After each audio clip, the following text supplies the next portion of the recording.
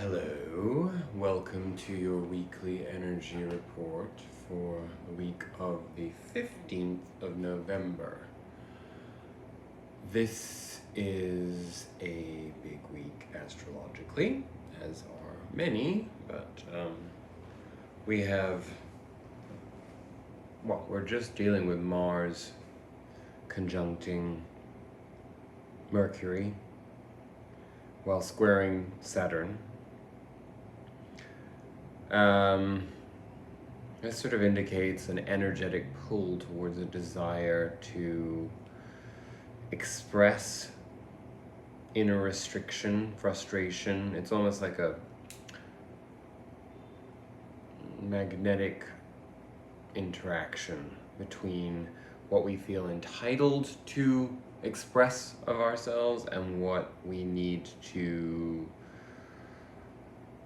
hold in for the sake of the preservation of other aspects of our lives.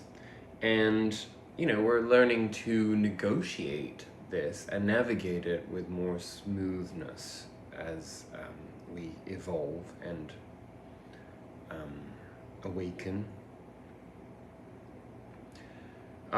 Within itself, this is it is about action. It's about squeezing our way through into action. Now, where that action is going to depend on your personal planetary aspects, or birth chart, should I say. But for me, I can see that this would be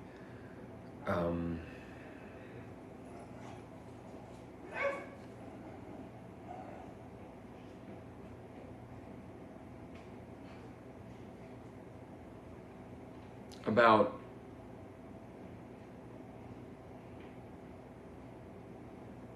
coming into full empowerment around the things that I've already solidified in myself. For example, that other people may struggle to understand to what degree we have awakened, to what degree we are self-aware, to what degree we have done the work required in order to keep learning, keep evolving. And rather than being in the position of being forceful about this, I think that the breakthrough, Saturn being authority, is that perhaps there's an authority figure or aspects of authority in our lives that are awakening through our communicative capacity to the where we've been undermined or underestimated or haven't been given a clear path to be seen for our full value. That's how I see it. Moving beyond that, what we have coming up is Venus squaring. What is Venus squaring? Venus is squaring. Oh dear. This is where taking a week off was actually really, really beneficial, but at the same time, I also feel like I'm struggling to find my words right now. Oh, of course, that's probably why. Venus is squaring Chiron. Delightful. Well, I'm not too worried about that at this point, and neither should you be. Venus is what we love. It's what we appreciate, how we define ourselves in terms of our tastes, our flavor, essentially, if I can use that term for us as human beings. And Chiron, of course, is the wounded warrior, wounded healer. So much of that is about where we are able to create from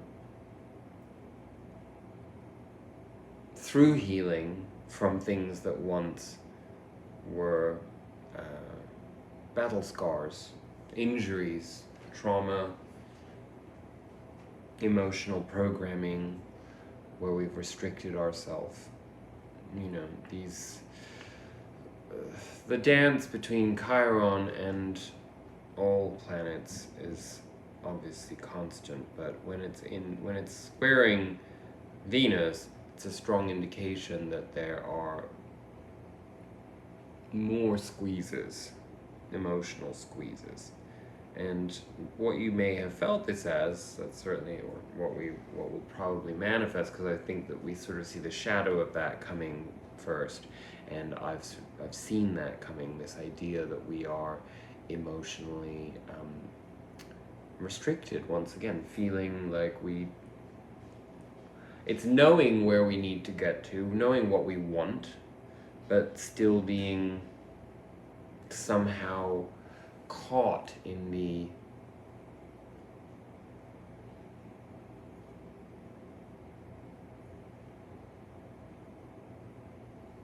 density of ideas of things that no longer actually exist in our lives, you know, but they're conditioning from previous relationships, previous creative outlets of any sort that didn't come to fruition. You know, this type of creative energy being compressed and subdued, and then causing us perhaps to step away from where we are actually aligned with the universe and what we love, and circumventing that, perhaps even avoiding emotions, avoiding connection, avoiding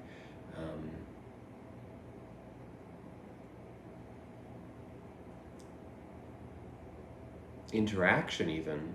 So again, these are challenges for sure, but they are challenges that are pushing us into bettering ourselves, having better experiences as human beings. This will culminate, of course, in when is the oh god, I've lost myself again. The new moon there's not the new moon, the full moon. I'm really having problems today. It's because I made notes and then people started sending me messages and I failed to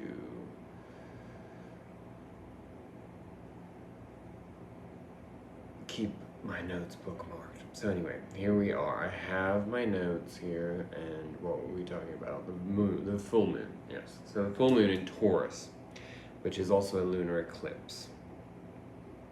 This is on the 19th at 27 degrees Taurus, so almost the very end of Taurus.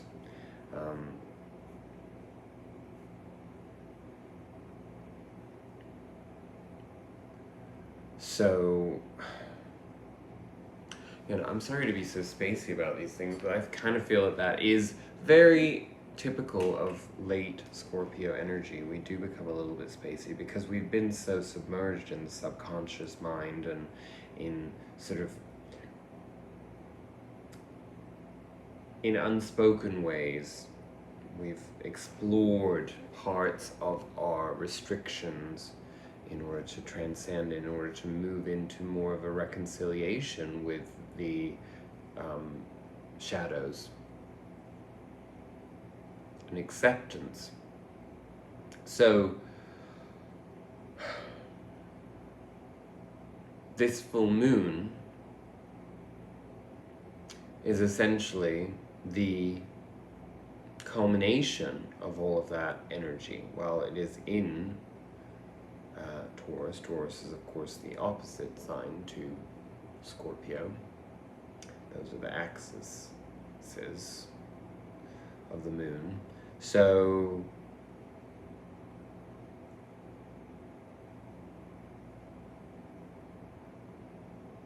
Taurus being an earth sign and being at the very end of the earth evolution, we are talking about our relationship to the outside world, our relationship to Earth, to Gaia, to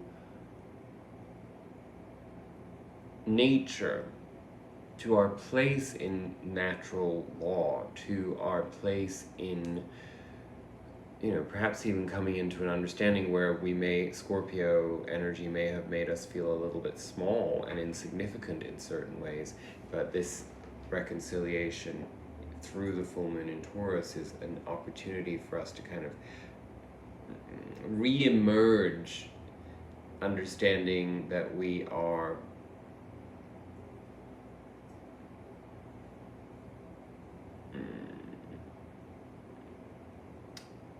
that it's actually more valuable to be a part of something rather than to be a separate, valued entity. If that makes sense.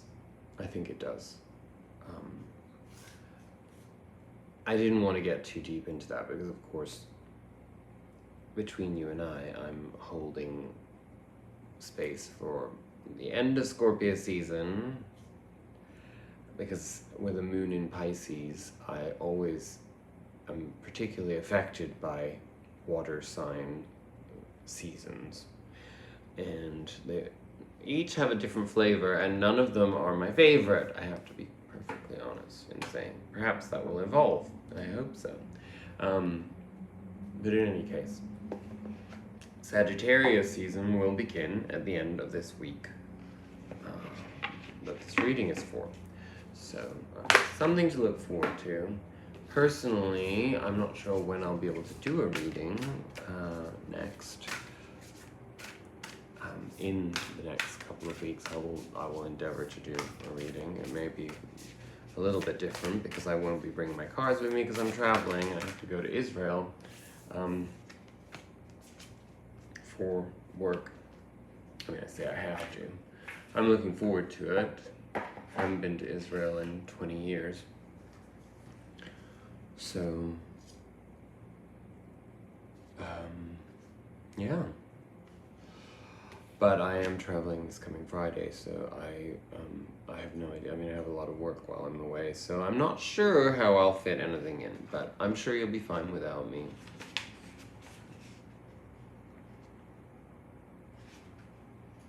Our Sufi Wisdom Oracle card this week is interesting. This just popped out. Not sure how this is going to fit into the energy this week. I haven't pulled any cards yet, by the way. Free will, get out of your cocoon. Deep in the sea are riches beyond compare, but if you seek safety, it is on the shore. That does make sense. I'm thinking about that mystery of risk again, right? My dear friend, you are living in a time when many new experiences, opportunities, energies, and growth possibilities are available to you. Staying too long within the limits of what is perceived as safe ground breeds weariness. The only way to participate in the new is to get out of this routine of old energies and pathways. This corresponds exactly to what we will be releasing with this full moon and moving then into Sagittarius fire sign energy. It makes perfect sense. The Oracle has a great message for you. The secrets of the kingdom are deep within you. The treasures of your own potential are just waiting to enrich the experiences of your life.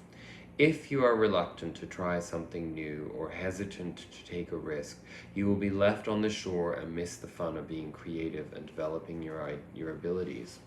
Circling around, using the same processes and getting the same results means you are just repeating an old pattern. Simply change your intention to focus on where you would truly like to go in your life. Sufi wisdom is about surrendering with joy and trusting that you will land safely where you are focusing.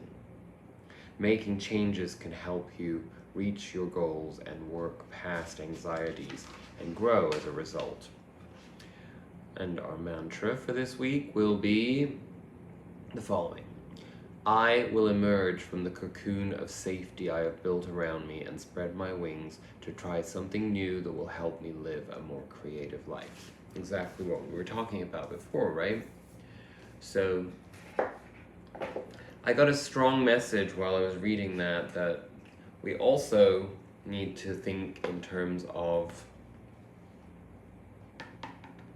what we're letting go of. Because we do let go of a lot of things in Scorpio season. It's a maturing seasonal process where through that death process, through that understanding of the mysteries of the underworld and life beyond what we understand and define, that there is an acceptance of that great wealth of experience to be had. And that's kind of what it is, you know, it is a maturing process. And then we take that into Sagittarius where we get a little bit of a rejuvenation through the Sagittarius is the final, well, the graduating fire sign, essentially, if you want to look at it that way. I tend to.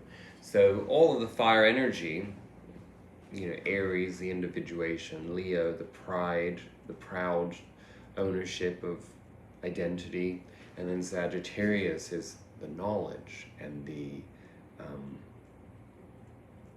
ownership of self in oneness with the universe. Essentially understanding that risk is a part of life and that there is no modification to that process other than safety, and safety actually cuts us off from our life supply. So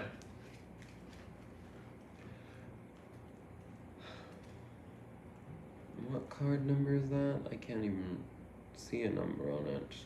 This is from the Sacred Power reading cards, and I'm not familiar with them yet.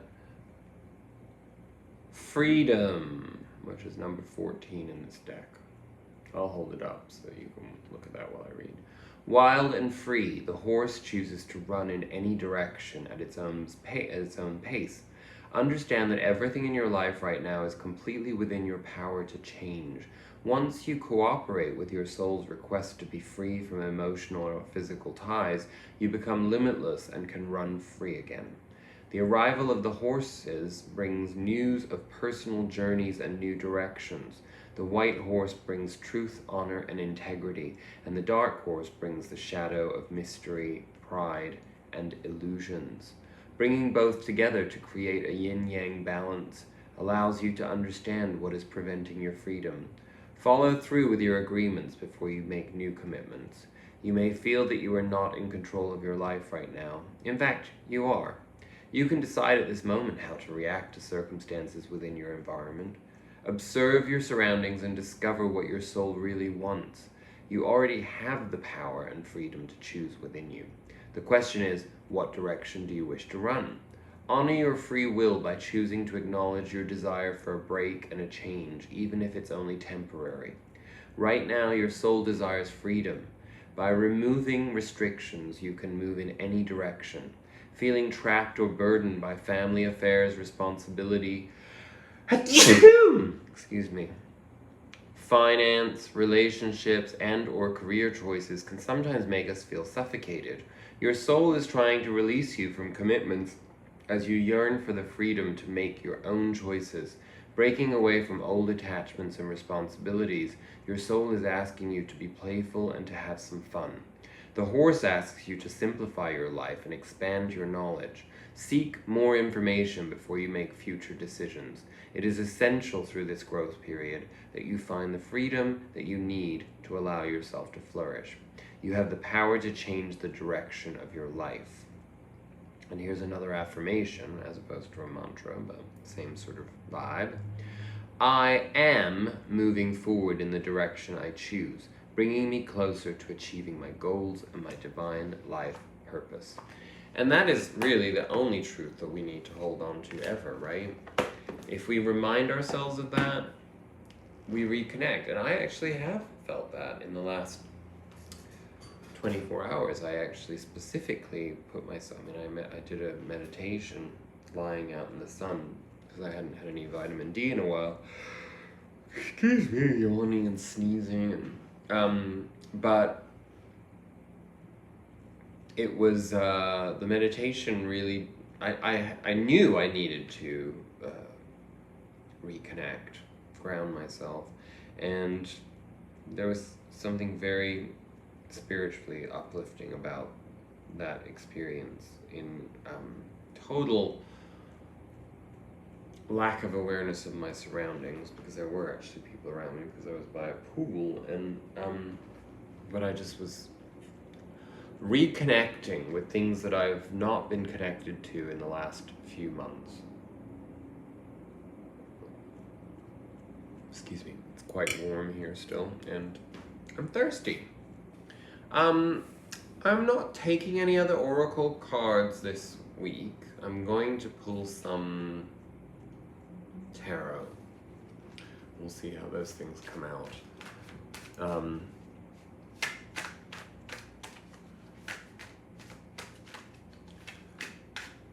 I have something in my eye.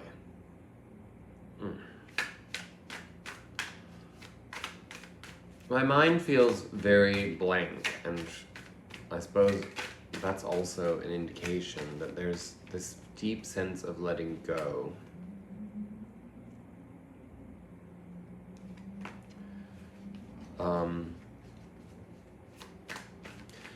I felt that a lot, that I've been trying to make things work with, but I haven't been trying to make things work. I've been holding space for certain aspects of life, certain people, certain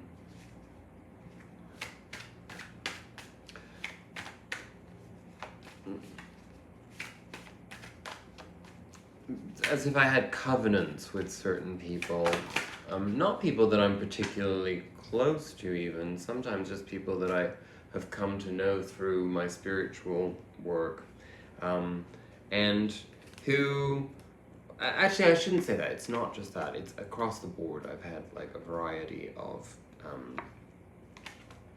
people in my life where it just hasn't really made much sense to maintain their involvement in my life in the way that I have allowed them to, because it has come to my understanding that they're just not really that interested. And I have been thinking a lot about the idea of the need for validation, and I don't really require validation from anybody. I do require that people see the value in me if they're going to be a part of my life. And I think people get confused about that, being valued and seeking validation, They're not the same thing at all. We should all be valued by the people in our life for who we are and what we do. And it's our prerogative to say that if that doesn't manifest, then we just move on, that's all. Oh, exactly. Well, it's all coming out here. Okay. Okay. Oh. Interesting cards. I had to. Oh. Okay. Huh. Well, I'm going to read these cards. We'll discover what they mean together, because we have to figure out how to put them all together. And I'll pull one Osho card at the very end. I think that's how we'll handle this return after my brief hiatus, which will be extended again, as I say, because I really don't know how or when I'm going to be able to do a reading in Israel, because maybe I'll bring one deck with me, but I'm certainly not bringing all of these. So maybe we'll just do a tarot reading one night while I'm there. That would be nice, right?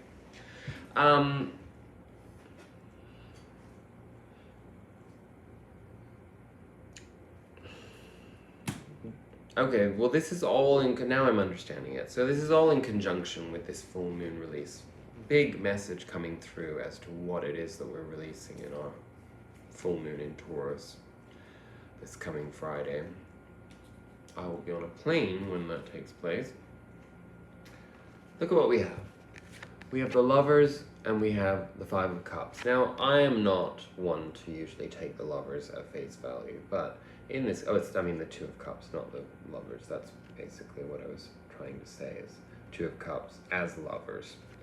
So, I mean, the Two of Cups is the lower, the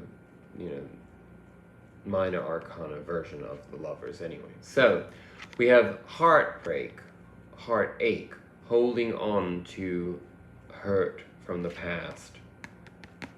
And this is what our association with the idea of a relationship is. Pain,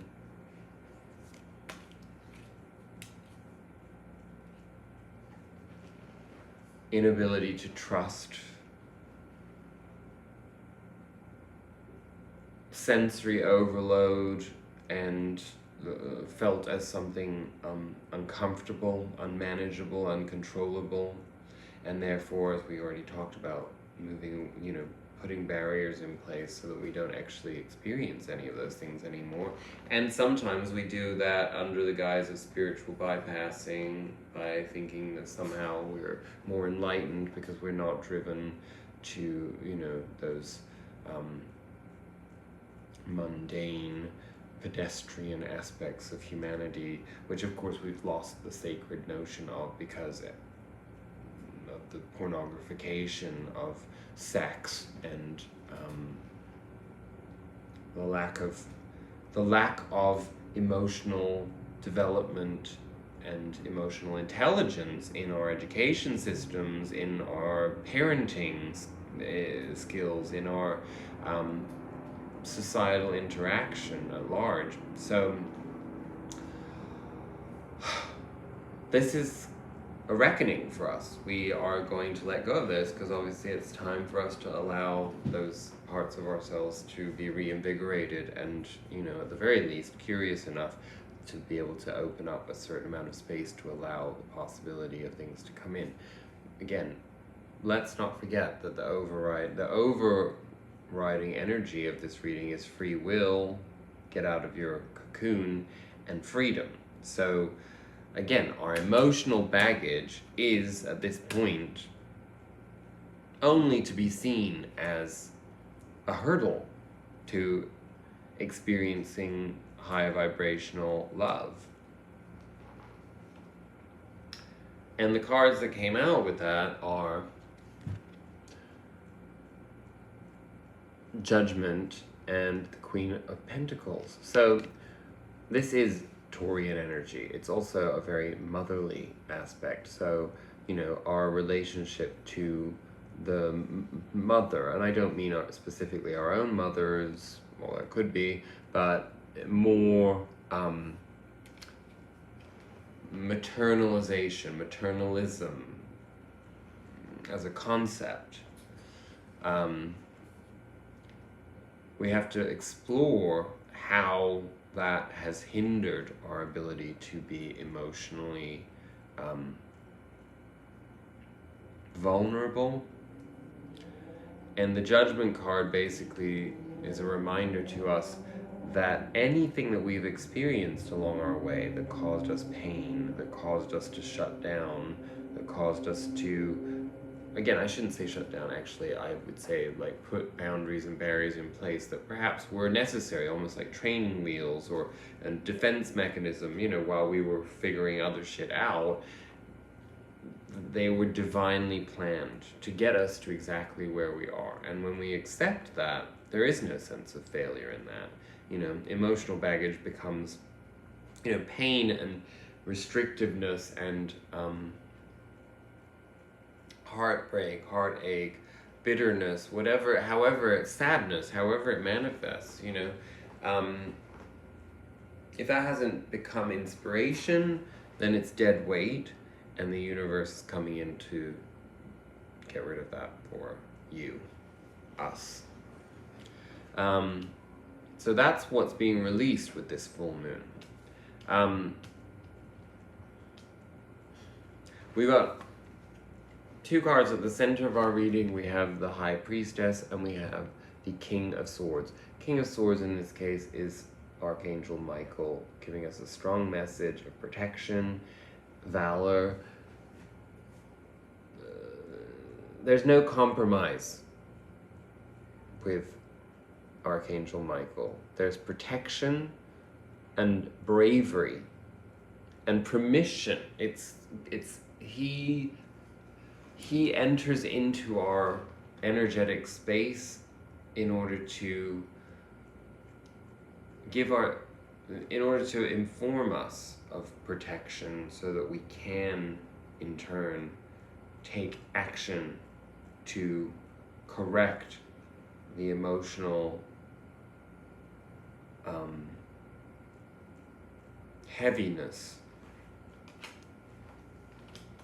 Archangel Michael always helps when we're depressed, when we are anxious, when we are in a funk, you know, there's always that. You can always ask Archangel Michael to come to you with that protection that will allow you to feel emboldened in order to step out of that darker energy that tends to be very cyclical, and you kind of get stuck inside of it, right? High Priestess is what we become with that protective energy. We come into alignment with the understanding that we are master or mistress, or whatever the word is, like of darkness and light, that we stand in between, not as a conduit to these things, although we naturally gravitate towards light if we're on the right path, but more as a bearer of truth, because truth requires an understanding of yin and yang, of black and white, of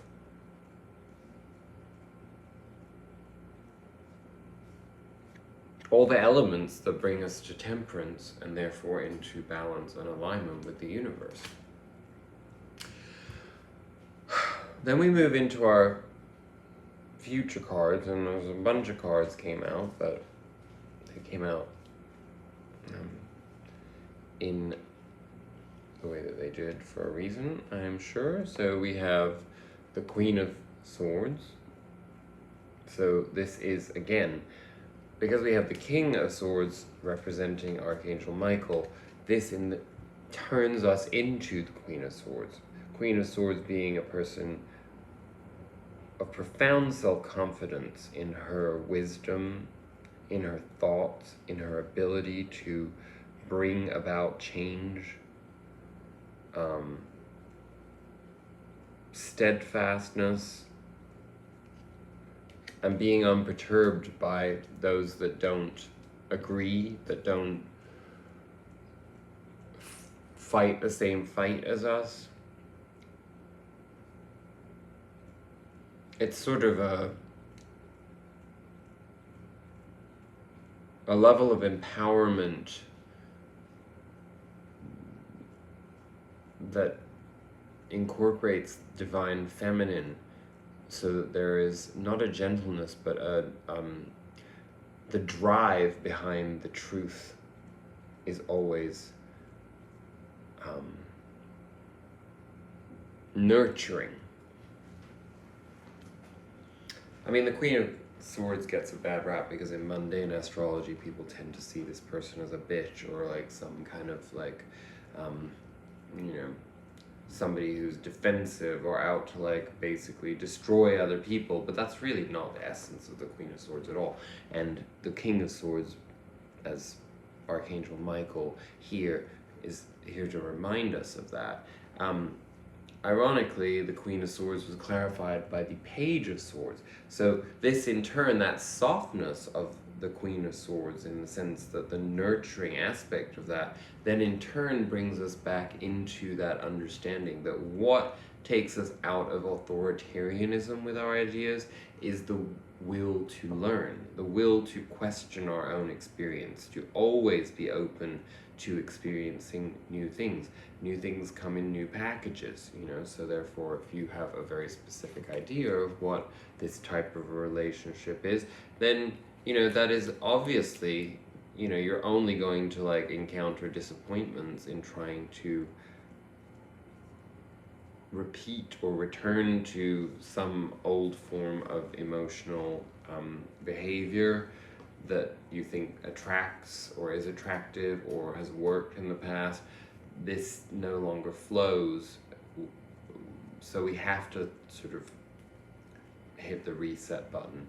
That level of self-confidence is what allows us in turn to be able to say, oh, well, you know what, I don't need to conquer anybody else. I'm conquering for myself.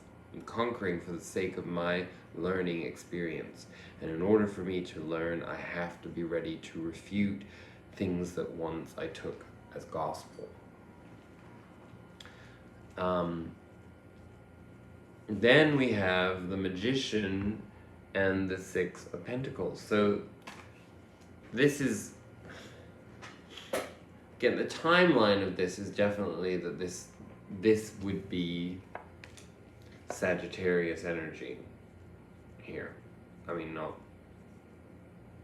because they're fire, because they're not. I mean, the Magician has fire, he has all of the elements, and the Pentacles are obviously grounded, but they're a card of give and take, of generosity, of being able to keep the balance in our life, of understanding that what we give, we receive in return, and what we receive, we give, and that is the eternal flow of life. And whenever we're not in, what is that expression? So you have to, in order to spend, you have to earn, and obviously we think of money when we're thinking of that, but apply that to everything in your life.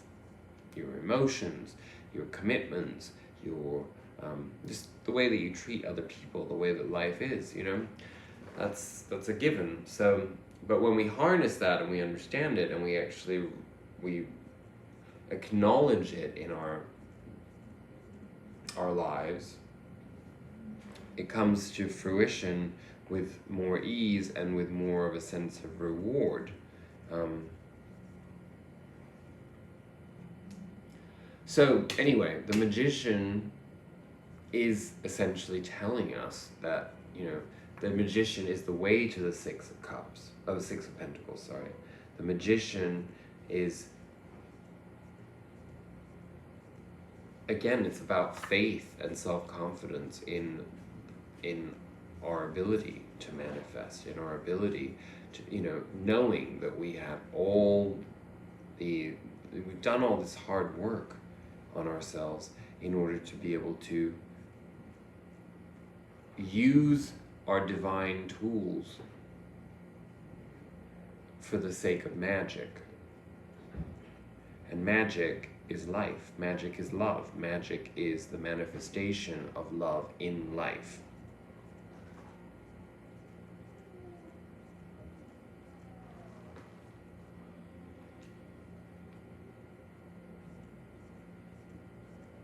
And because the Magician carries the infinity symbol above his head, the reason for that is because it's the idea of the karmic cycle too. Like, what you give is what you get. So, we have to choose wisely. It's not about things being punitive. It's not about, oh, I stole something, or I broke something, so something bad is going to happen to me. No, but the yin and yang, or the ebb and flow of karma, is such that you will understand the value of what you stole or what you broke through some other type of experience. And again, I speak that it's very basic. I'm talking in terms of material things, but they apply that beyond the material. Apply it to emotions, apply it to how we manipulate, or we whatever. I'm not going to define those things for you, because I might actually put ideas in people's heads, and then that would be even worse, right? Because we want to avoid that. But it is a conscious, I mean, I do it all the time. I'll make poor decisions, or decisions that don't serve my higher self, and I actually tend to see the consequences like pretty immediately nowadays. You know, I'll literally get the slap in the face like right afterwards, you know. So and sometimes that just comes from your own conscience.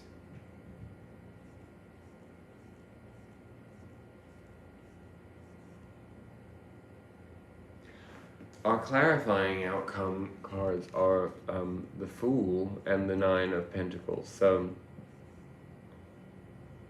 I'm not really sure how to speak on that, other than that it clarifies that this full moon energy and moving into Sagittarius Sirius season is going to, like, whatever we let go of at this full moon, and I do keep coming back to that because it's the primary energy of this entire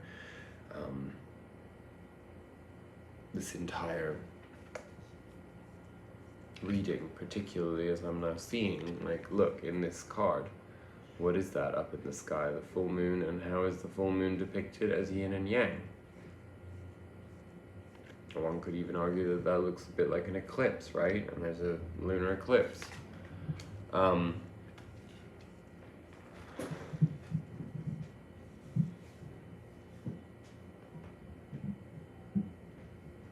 So the Fool,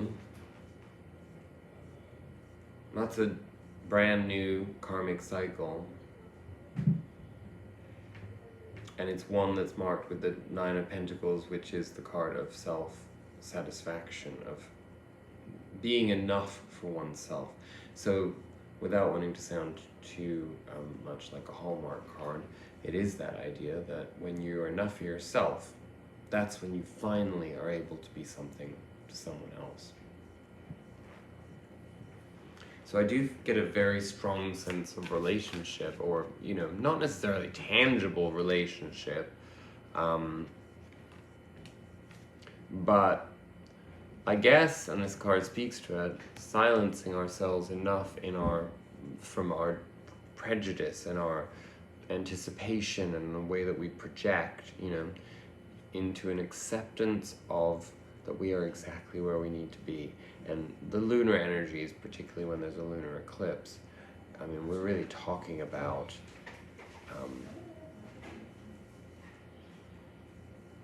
bringing darkness followed by light to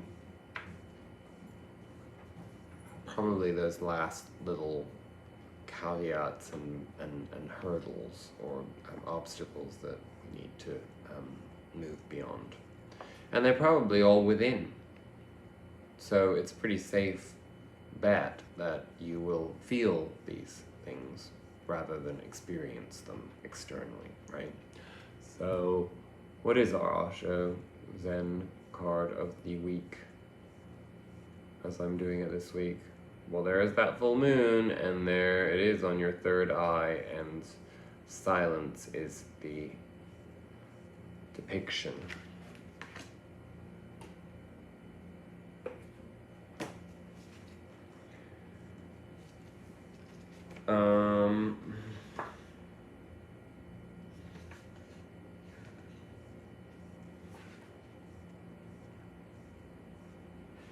Let me read that for you.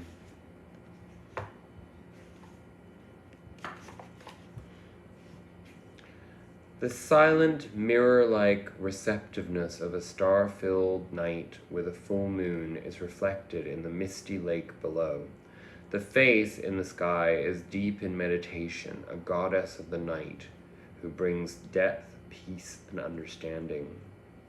Now is a very precious time. It will be easy for you to rest inside, to plumb the depths of your own inner silence to the point where it meets the silence of the universe. There's nothing to do, nowhere to go, and the quality of your inner silence permeates everything you do. It might make some people uncomfortable, accustomed as they are to all the noise and activity of the world. Never mind. Seek out those who can resonate with your silence or enjoy your aloneness. Now is the time to come home to yourself, the understanding and insights that came to you in these moments will be manifested later on in a more outgoing phase of your life. That's exactly what it is. We move through this full moon energy, we let go, and then in turn, that Fool card with the Nine of Pentacles specifically speaks to that, right? It's setting the ground, it's doing the groundwork, setting the opening up space for the new to come in. The energy of the whole has taken possession of you. You are possessed. You are no more. The whole is. This moment, that's whole as in WH, by the way. This moment, as the silence penetrates in you, you can understand the significance of it, because it is the same silence that Gautam Buddha experienced.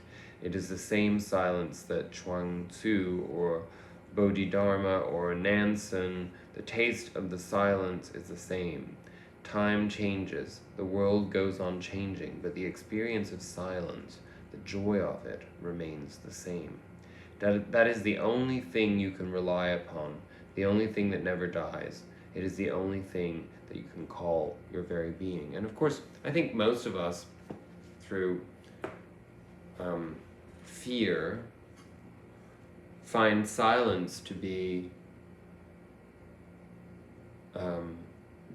almost terrifying under some circumstances, many circumstances. In fact, I know many people who cannot be in silence whatsoever. So perhaps that's also another part of the shift, is coming into a better understanding of what silence truly represents for us. And so make sure that you have some silence around this full moon in Taurus, lunar eclipse. It'll be interesting to see where this leads. I mean, it's deeply this is very much a resolution of Scorpio energy in this reading. So I'm glad that it came out the way it did. I know it's a little more, how would I put it, abstract. But I think you'll understand the energetic flow of it in your silence. So on that note, I wish you a beautiful last week of Scorpio season, and I look forward to welcoming you into Sagittarius season. Make sure you figure out what it is you're letting go of with the full moon, and maybe do a little ritual if you can. Make it defined. Anyway, I wish you infinite blessings for this week, and I look forward to the next time that we meet. Namaste.